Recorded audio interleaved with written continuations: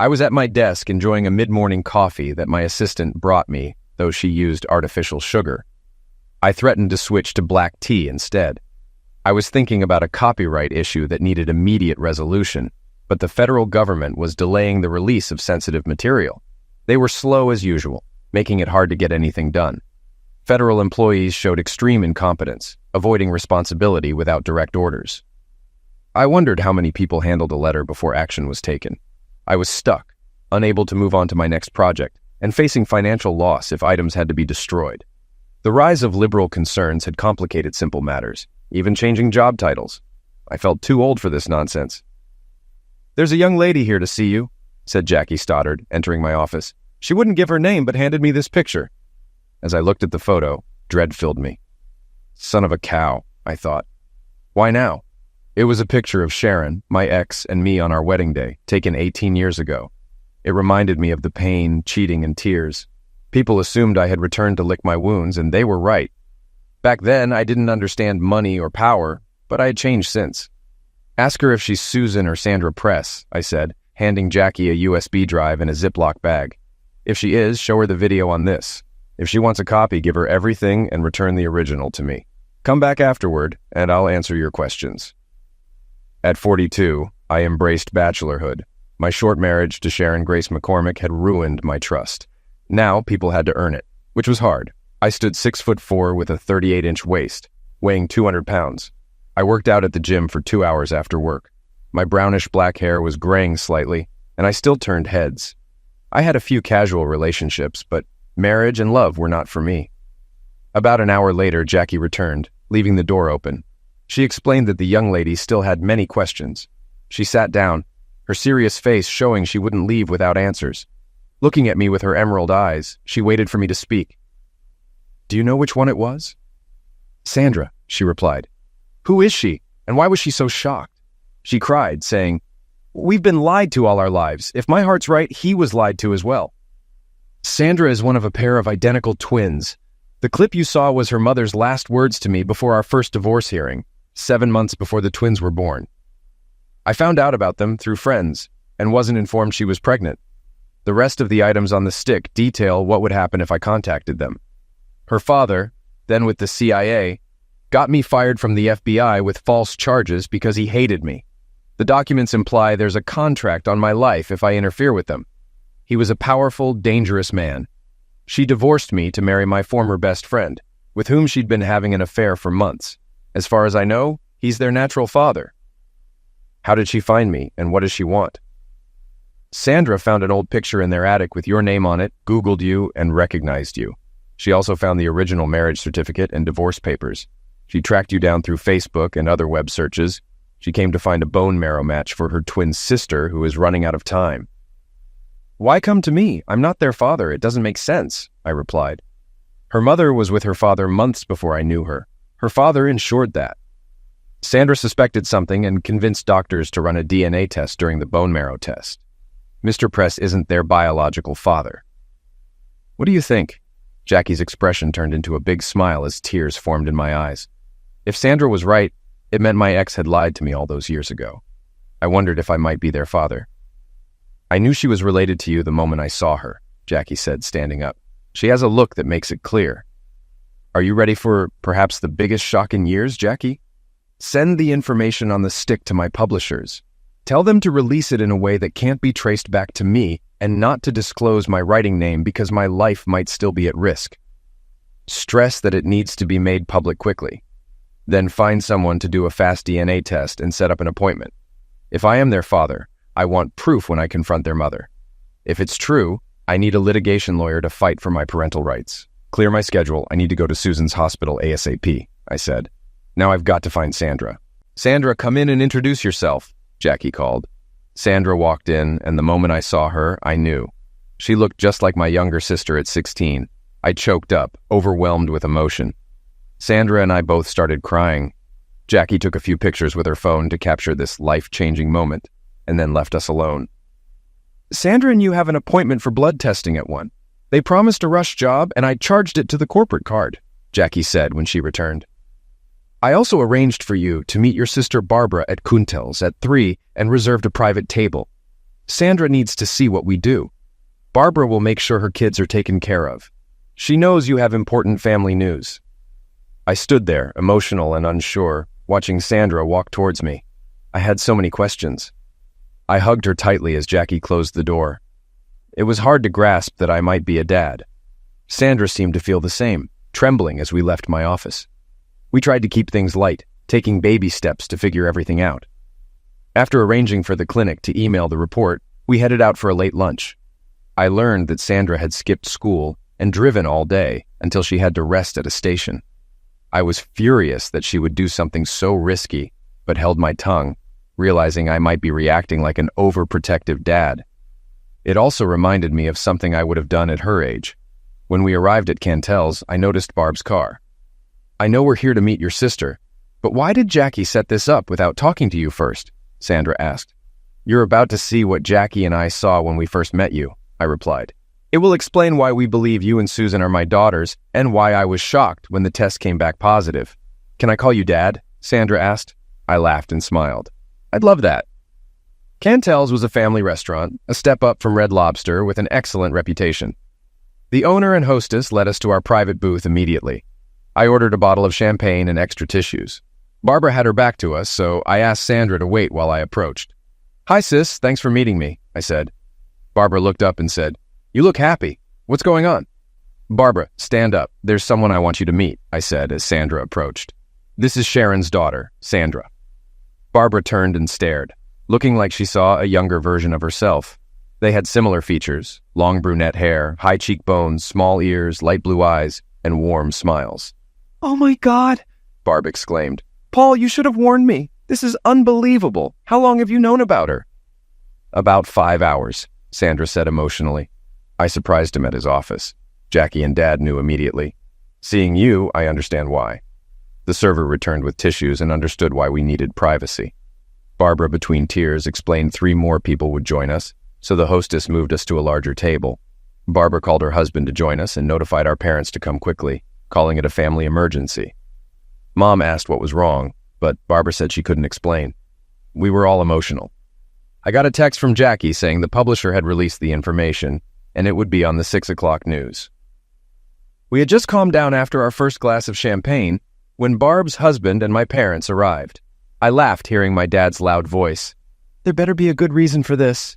Barbara and I stood to greet them. "Mom, Dad, Lou, I'd like to introduce you to Sharon's daughter, Sandra Press," Barbara said proudly. My mother instantly recognized the resemblance and smiled widely, filled with pride. She finally had the granddaughter she always wanted. My dad was stunned, speechless for once. When he finally spoke, he said, "I see it, but it's hard to believe." My mom sat beside Sandra, holding her hand tightly, too emotional to speak. My dad ordered 2 more bottles of champagne, his pride evident. After our glasses were refilled, I stood up with mine. "I need to explain," I said as Sandra started recording with my phone. I shared how we met and what had happened that day. My dad then stood up. "Sandra, we don't need a DNA test to confirm what we already know. Welcome to our family. You have 2 more aunts to meet soon. Promise us you'll always consider this family your home." Sandra took the phone and spoke. "I came here seeking the truth, not knowing what I'd find. Today has changed everything for Dad and me. We didn't know until now. Meeting Aunt Barb showed me what unconditional love is. My twin sister Susan will feel the same." I scanned the table as everyone became emotional. Even my father, who never cried, had tears in his eyes. My mom held up 2 fingers, crying louder. I captured everyone's joyful tears before stopping the recording. Sandra added her and her sister's info to my contacts and texted Susan, showing me the video she sent. Sandra's message read, "If what we think is true, the DNA test will confirm. Watch the 6 o'clock news. Love, your twin." My mother asked if she was still in disbelief. Sandra showed her photos of Susan and herself. My mom demanded copies for her laptop, displaying them on the full screen for all to see. Sandra then turned off her phone and put it back in her purse, making me realize no one knew where she was. My phone rang. It was Susan. I stood up and walked away to answer it. My dad noticed me tearing up and looked at me questioningly. Sandra mouthed, "It's my sister." My dad nodded, understanding, and I answered the call. "Hello, this is Susan. After seeing the video, I had to call," she said. "Mom won't be home until at least 7 because she's stopping at the police station for an update on Sandra." I'm pretending to know nothing. The police were here earlier and left their card. Any ideas on what I should do? Get him to watch the 6 o'clock news and pay attention to what's revealed about me. Tell him you'll talk when your parents aren't around and show him the video. Give him my number and ask him to text first before calling. He'll understand after watching the news, I replied. Once we have the DNA proof, Sandra and I might bring the whole family. What do you mean? Susan asked. After explaining Sandra's actions to help you, the family will spread the word. I don't know how many will come, but those who can will, I explained. Why? She asked. Family, I said. In the Patterson family, blood is thicker than water. If I'm not a match, someone else might be. Just like that? Susan asked, doubtful. No doubt, you'll see, I said with a chuckle. We are strangers after all. We talked a bit more before saying goodbye, and she replied with relieved sobs. After ordering dinner, I explained to the family why Sandra was here. Immediately, cell phones started buzzing, calling others to spread the word and gather potential matches. My mother took charge of organizing everything. Sandra, how did you get here? My father asked. I drove my old 1994 Voyager van. It's one step up from a rent-a-wreck, she laughed. It's in Dad's parking lot. Son, take that van to my dealership in the morning. She's not driving back in that. It's a miracle she made it here, my dad said firmly. At her age, you had as much sense as she does. She's determined. What do you plan to give her? I asked. She can pick one out, he replied with a wink and a smile. If I could choose, it would be a 4x4. I love the outdoors, Sandra said. My dad responded with a big grin because we all loved the outdoors.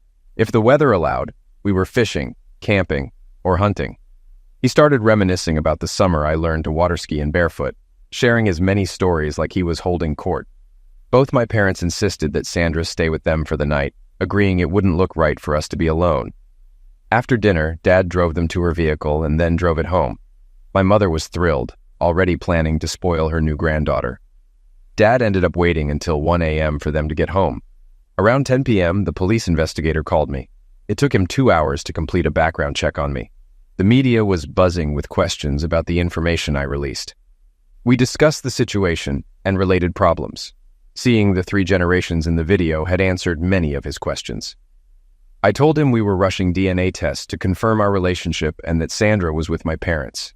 Once confirmed, we would return to see if I could be a match for Susan. I asked him to buy us some time and promised to update him on our progress. Susan later told me he reported back to her about our discussion. I was confronting my past again, but with a new perspective. This time, I wouldn't be intimidated by my ex-wife's family's power and money. I would use the media, the courts, and the truth to my advantage. I had the resources, the proof, and a growing determination. I didn't seek revenge, just justice through the truth. I was ready to take on 4 people and the federal government. The next morning, I was in my office, ensuring any schedule changes wouldn't affect me much, and setting up tasks for Jackie while I was gone. Jackie kept checking the email accounts like an overprotective mother, questioning me about my day and extracting all the details she could. To be honest, I never tired of looking at Jackie Stoddard. In her youth, she must have been every teenage boy's dream. Her naturally styled brown hair accentuated her soft features, and her piercing emerald green eyes and full lips were still captivating. As a single man, I often admired her, but was thankful she never caught me looking. Finally, she received the DNA test results, printed them, and exclaimed, "It's confirmed! You are her father!" Jackie immediately called the lab to send the information to Susan's specialist and began searching for the toughest litigation lawyer in New York. After vetting a few, she selected the best and arranged a Skype chat.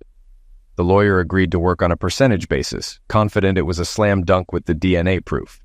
We would go after my ex-wife, her husband, and her parents for denying me my parental rights. The restrictive court order against me would be squashed, proving their deliberate actions. The supposed contract on my life, even if not factual, would demonstrate their attempts to intimidate and control. The lawyer saw the potential for a significant case, even before involving the government. I told Jackie to send a gray, dust-covered box from the safe to my new lawyer. It contained legal proof that Sharon's father had tried to destroy my career and marriage. It had taken years to collect this evidence through various government levels. I later learned that the police officer had released the video, turning the story into a runaway daughter finding her biological dad to save her sister's life, causing a media frenzy. "Mom, it's confirmed," I said on the phone. "I'm a father twice over. Thank God. Be ready to leave tomorrow at 7 a.m. from the car lot. I'll spread the news. Have you called your daughters? Mom asked. We were now on the road, driving a fully loaded 2-year-old Ford Explorer to Oswego, New York. Sandra and I led the way with my parents in a tour bus and 33 other vehicles following.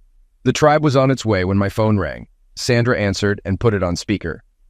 You're being tracked by CNN, Susan said after our greetings. There's a tour bus with a sign saying the Carlsons are coming. 1 out of 141 should be a match. Well, we have the DNA test proving he's our father. I've got a new 2-year-old Ford Explorer, Sandra replied. Dad said, if it was confirmed, a lot of family would come, but I never expected this, Susan explained. It's given me a new hope I never imagined. I can't remember feeling this good. Dad's family spread the word and people came out of the woodwork. I met so many relatives this morning. It will take multiple introductions to remember their names. I met first, second, and even third cousins. I'm so proud I want to change my last name to Carlson, Sandra stated. I never knew families like this existed. I was so overwhelmed I almost went off the road. That's when I decided to write this amazing experience into my next book. My daughters were still talking about Sandra's experiences when Susan said she had to go. Her mother had just entered the room. Dad, are you okay? Sandra asked with concern. I saw you get very emotional. How do you expect me to feel? I discovered I have 2 daughters raised by my ex-wife and a former friend without my knowledge. One is vibrant and full of life. The other is on the verge of dying. One is so strong and independent she moved mountains without thinking, just like I would.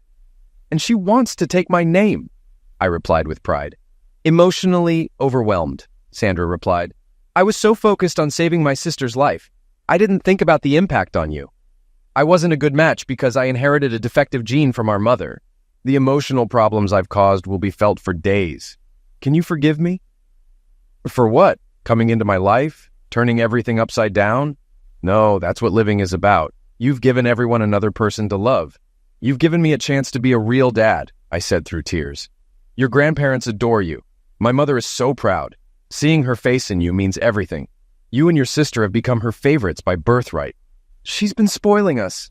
We went shopping, and if she bought me an outfit, she got one for Sue, too. She laughed, saying she had years of spoiling to catch up on. That's Mom. You'll find it impossible to distance her from you. I know, I've tried, I said.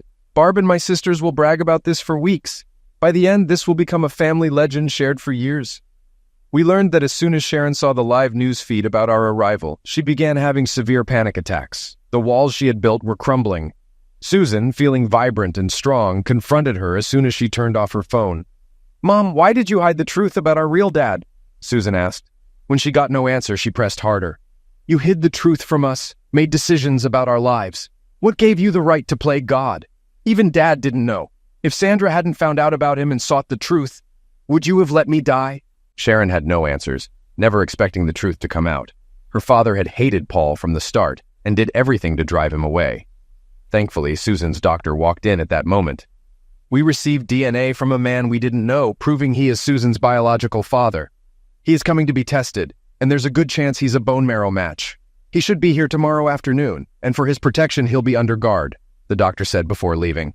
Mom, my bio dad is coming with 140 others in case he's not a match. He wants to give me a fighting chance, Susan stated. He's risking his life to help me. Why? Sharon asked.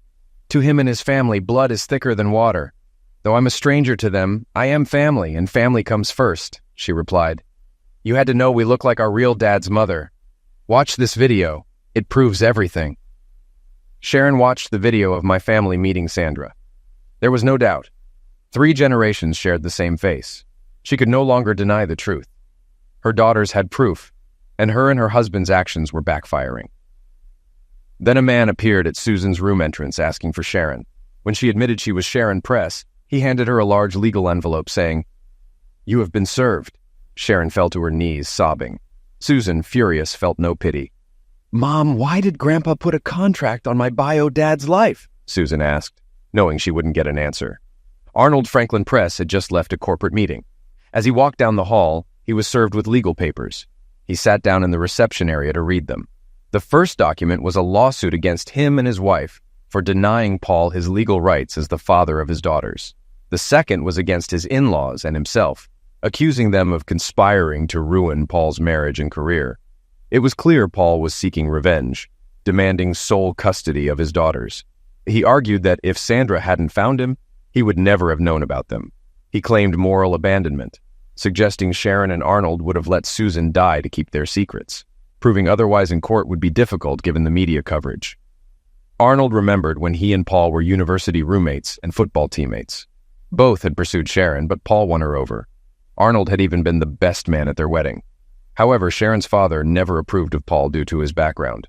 He convinced Arnold to pursue Sharon, and Arnold agreed. With her father's influence, Paul was kept busy with FBI assignments, leaving Sharon and Arnold alone together. Eventually, Sharon and Arnold became lovers while Paul was undercover for 2 months. Her father had recorded their affair and confronted Paul with the evidence when he returned. Sharon, unaware she was pregnant, thought her missed periods were due to stress.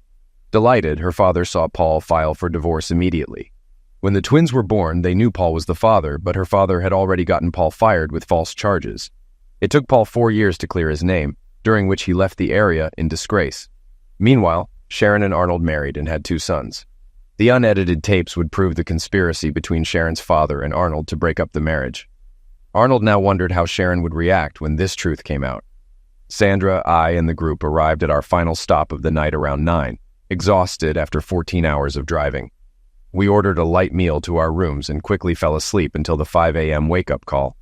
Sandra and I left early because I had a secret meeting with the police officer and an FBI representative. The rest of the group left at 7 for the 6-hour drive. Sandra dropped me off at the Oswego Police Department, where I met Detective Peter Rogers and FBI agent Chad Girardeau. We discussed my former father-in-law's questioning for over an hour and a half. I provided my lawyer's contact information and left a USB stick with all my evidence.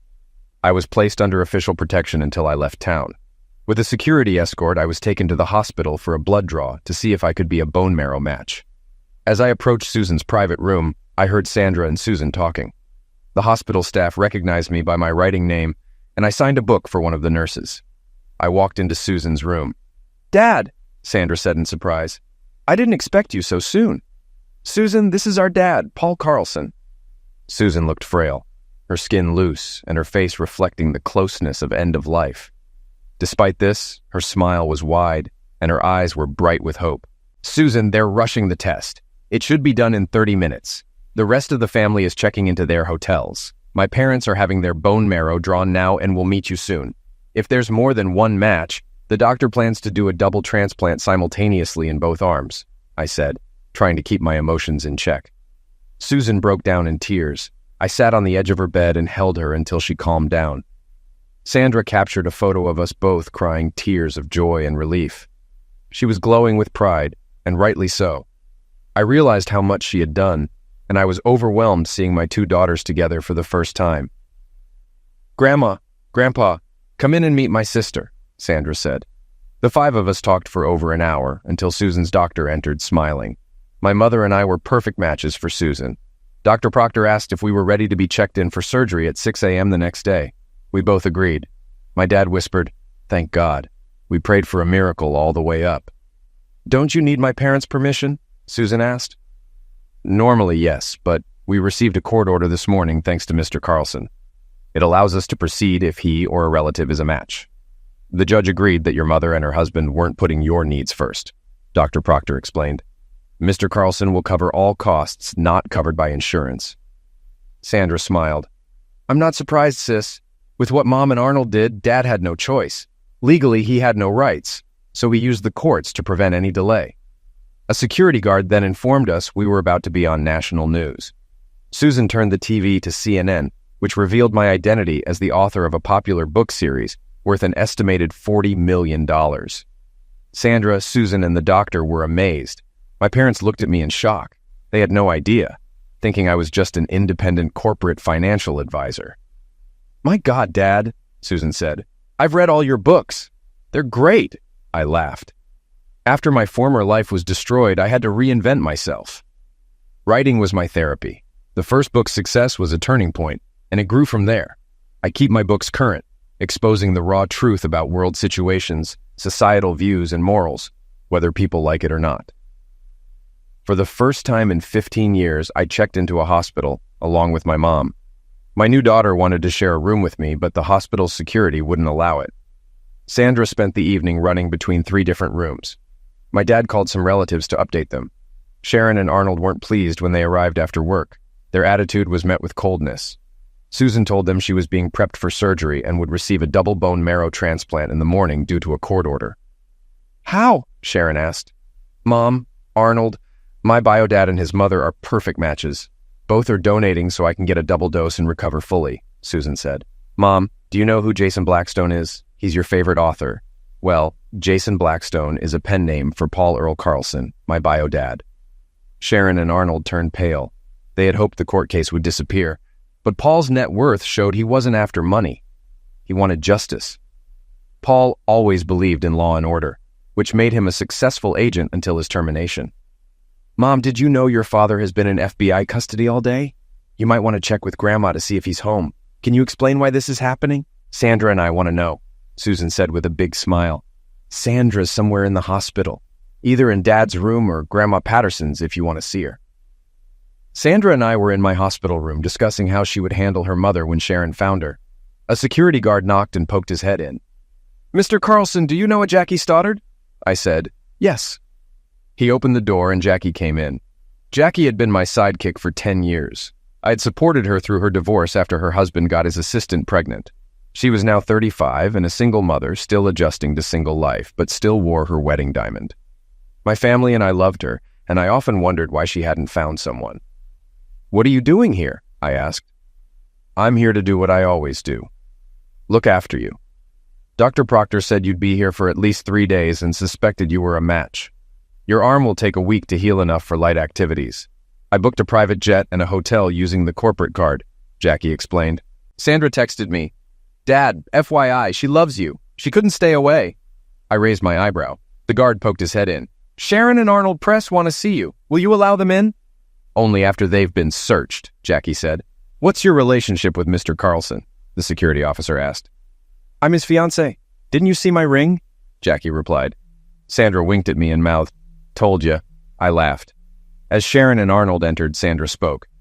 "Dad, I wouldn't trust these two for a moment," she said. "They're just trying to cover their backs." "You don't know the half of it, Sandra," Jackie began. "Your dad's lawyer has video showing your stepfather receiving a check from your grandfather as payment to break your parents' marriage.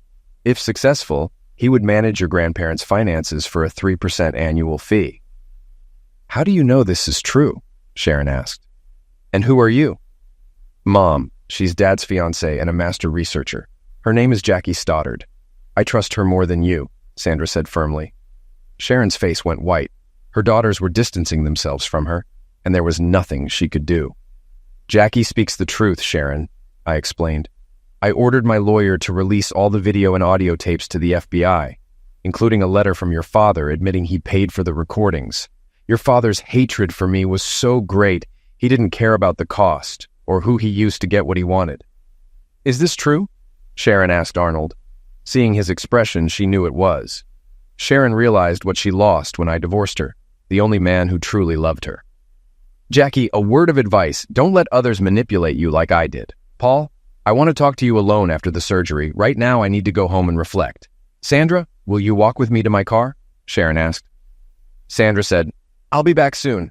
Mom and I need to settle a few things. Jackie, watch over Dad till I return." We watched them leave. Sharon held it together until she exited, then started to cry. Both Jackie and I understood she had no idea what had been done until now. Arnold, born with a silver spoon, was paralyzed by fear. The truth had come out and their life was shattered. Sharon would never trust him again. "Paul, I dreaded this day. I thought you'd never return. If we had met accidentally, I could have brushed it off," Arnold stated. "I never saw this happening. It's best I leave and say no more." He left, leaving us alone. I looked at Jackie, making her blush for the first time. I was looking at her the way a man in love should. For once, I was opening myself up. Was she playing me? Was she finally admitting her true feelings? Did I love her as a friend or something more? Either way, my daughters had awakened me. I'd been living in others' shadows, finding joy in their excitement instead of creating my own. "Jackie, we have a lot to discuss while I'm in recovery," I said softly. "These last few days have awakened me. I got complacent, settling for the sidelines instead of being in the game. Paul, when I got divorced, you stepped in. My kids were still young. You've been more of a dad to them than their own father. From baseball games to father-daughter dances, you were always there. I know why you pay me well, more than the usual rate. You want to ensure the kids in your heart are looked after, Jackie said. On their birthdays, you always went overboard, making them the envy of their friends. During summer breaks, you took us on special trips, creating lifelong memories. You answer their questions like a father should. They love you, and you love them. Your only problem is your fear of commitment. I tried to speak, but couldn't. Jackie was right, and her words hit me hard. So did Sandra's. I walked over to Jackie and sat beside her, taking her hand. I looked into her eyes, gathering my thoughts. Sharon cheated me. Her father's power intimidated me. My best friend betrayed me. I lived with an ongoing threat on my life. I put myself in protection mode. Until a few days ago, I didn't realize it. Now that I have, can we go on our first actual date? Or is it too late for you and me? I asked. Took you long enough, you old fool, Jackie said before kissing me. I'm texting our kids to tell them we're now a couple and working things out. Pretty sure of yourself, I said. I texted Sandra, thanking her and asking if everything was okay. Sandra responded, Mom didn't know. She's taking it hard. Won't be back tonight. Let Susan know.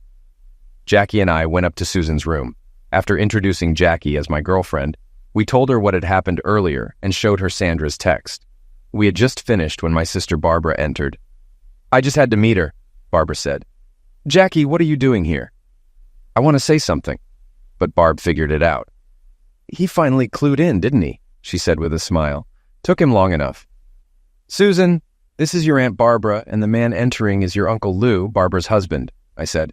You'll soon learn we speak our minds, like it or not. I excused myself and went to the nurse's station, texting Sandra to ask about Susan's pizza preferences. She replied that Susan likes everything but anchovies. I ordered 3 extra-large pizzas and 3 2-liter colas for quick delivery. I also called Dad, asking him to bring Mom up in 30 minutes for a pizza party. We pushed the no eating for 8 hours rule, but got carried away. The head nurse came in to calm us down, but left with a slice of pizza. Later, she stopped me and said, Your actions lifted the spirits of the whole floor. I can't thank you enough. At 4 a.m., they took me and my mom to prepare for the operation. We supported each other until we were wheeled in. I stayed awake until the medication kicked in. When I awoke, it was done. Now came the waiting and praying. Dr. Proctor informed everyone that the bone marrow transfer went well, but it would take a few hours to see if it took. It did. Hearing this, most of the family started preparing to go home. Jackie, I said, is the worst patient ever. But I'm not sick, I replied. You're like a bull in a china shop, impatient, unruly, and miserable. Keep it up and you'll get a bad reputation, Jackie told me. Jackie said my mother was doing well. Once she was sure I was stable, she gave me my phone back. The first texts I saw were from Jackie's kids, both asking, When does she get her engagement ring, Dad? When do we meet our new sisters? Jackie, your kids are smart, I said, showing her the phone. I told them I was coming to Oswego to watch over you. After the operation, they had a lot of questions and the whole story came out. They weren't surprised. They said, Mom, he's always treated us like his own. Most of our friends wish their dads were like him. We've always seen him as our dad, Jackie explained. She read the note and looked at me with tears in her eyes. I guess we'll have a short engagement, I said with a smile. Have you heard from the twins? Sandra and her mother are with Susan. She's doing well considering everything. Even though she's still medicated, she's asking a lot of questions, Jackie disclosed. Sandra told her about the pizza party. Susan can't get over how much she looks like her aunt and grandmother. She can't wait for a girl's day out with them when she recovers. Find me my pants. I want to see her myself and then check on Mom, I said. The nurses tried to stop me, saying it was too soon after surgery, but I insisted. So off we went, holding hands. Surprisingly, my pain was manageable. Jackie and I noticed Susan's improvement immediately. Her complexion was better, and the sparkle in her eyes almost brought tears to mine. Who are Tammy and Timothy Stoddard? Sandra asked. My children, ages 13 and 11. Why? Jackie replied. I got a Facebook friend request from them this morning. So did Susan, Sandra said. You both need to read what they sent me, I said, handing Sandra my phone. She read it, smiled, and passed it to Susan. I want this back to add their phone numbers to my contacts, I said. Sharon then asked if she could talk to me privately, so we went to the waiting room. Paul, I had a long talk with my mother last night. She admitted remembering Dad's hate towards you, but never expected this. My daughters want to finish the school year here and then live with you. They want their last name changed to yours and feel what Arnold and I did is unforgivable, Sharon disclosed. I can't argue with them. They made it clear they'll go to court if I refuse. They no longer trust me, and I can't blame them. Will you let them come? You know my family. They wouldn't let me refuse no matter how I felt. I will gladly take them. So will Jackie.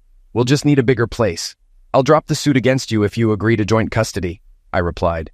The suit will still go forward against the rest of your family. The twins are old enough to decide the rest. Sharon agreed to joint custody. I offered to pay for their name change, but she declined. We walked back into Susan's room together. The girls watched us intently. Jackie, it looks like we're going to need at least a 6-bedroom house, I said. Jackie smiled, and the girls screamed with delight. Sharon said, Girls, your father and I agree. You get your wishes if Jackie agrees. I'll call the lawyer tomorrow to start the legal process for your name change. Paul, Jackie asked, are you ready for this? A house with teenage kids? No one is ever ready, but we'll adapt.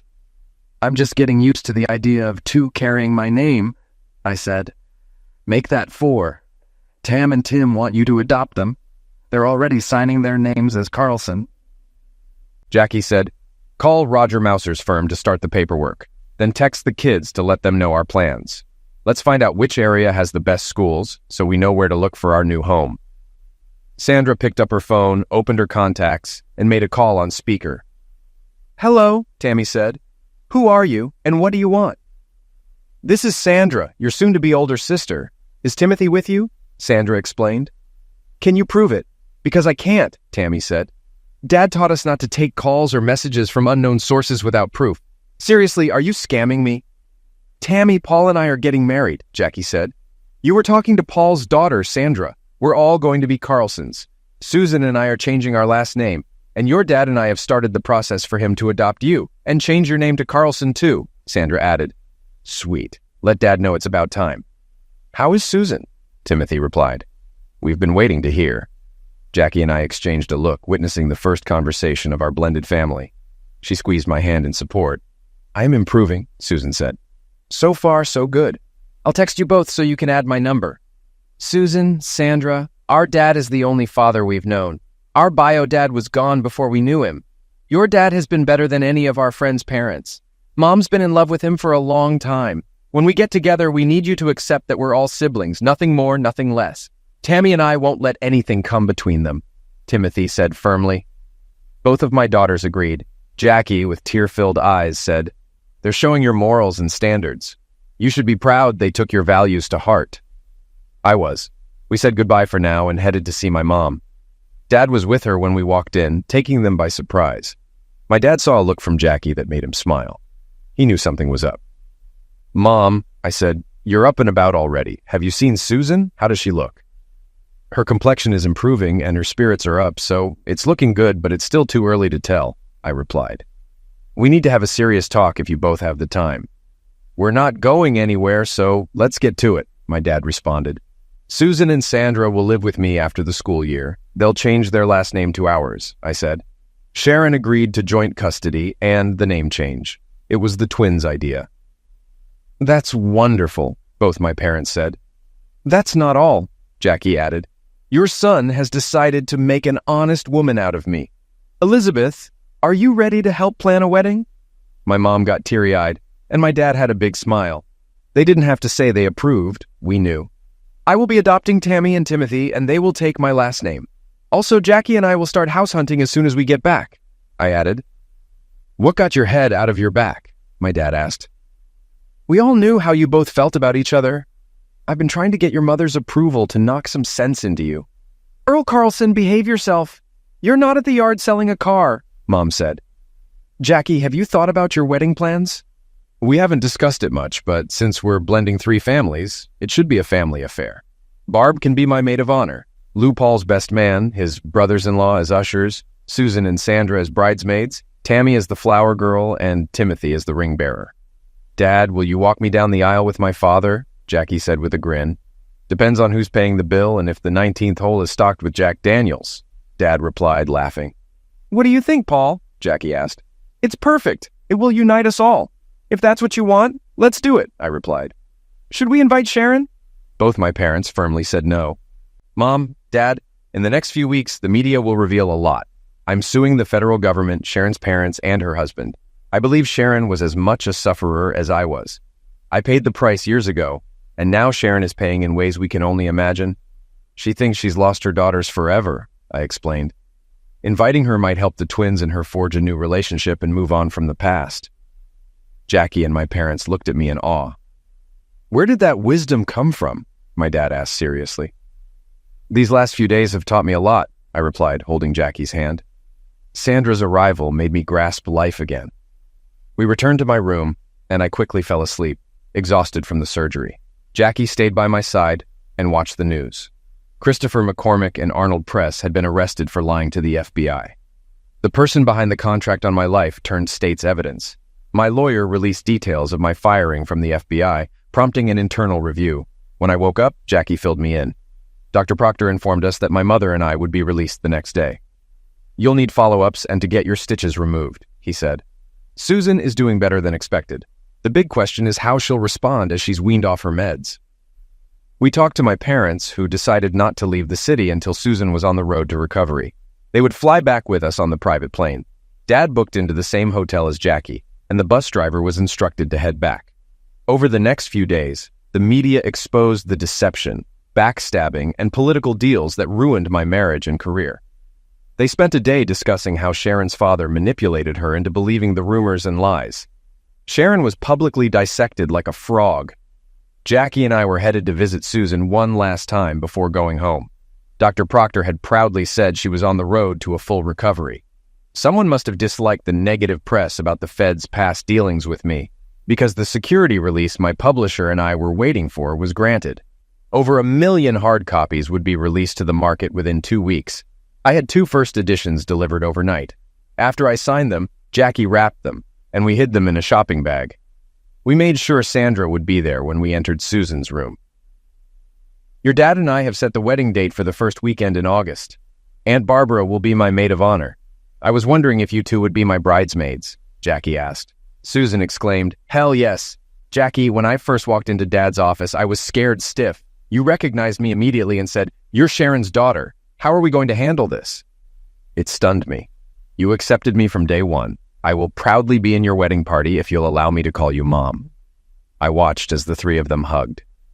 It was wonderful to see Susan literally jump out of bed. When things settled down, I pulled out the gifts and handed them each a signed first edition of my book, with the message, "To one of the 2 prettiest ladies who call me Dad, with love, Jason Blackstone or Paul Earl Carlson." Susan was ecstatic when she unwrapped it. It was my biggest book yet, over 600 pages. Her face glowed with pride, knowing it wasn't released yet. She flipped open the cover, saw my note, and then lost it. "Dad, you've already done so much. I didn't need this," she sobbed, running into my arms. "Before you came into my life, the hospital staff said I had only a few days left. Sandra knew it too. I don't know why she went into the attic, but I'm glad she did because it brought us you." She hugged me tightly, and Sandra watched us for a few seconds. "Dad, you should know. Dr. Proctor believes if Susan had only gotten 1 transplant, it wouldn't have worked. The double transplant shocked her body into responding. In the last 6 days, she's gained 10 pounds, Sandra explained. I didn't know if you would come, but you didn't hesitate. You brought a tribe. Thanks to the family, I'm getting my best friend back."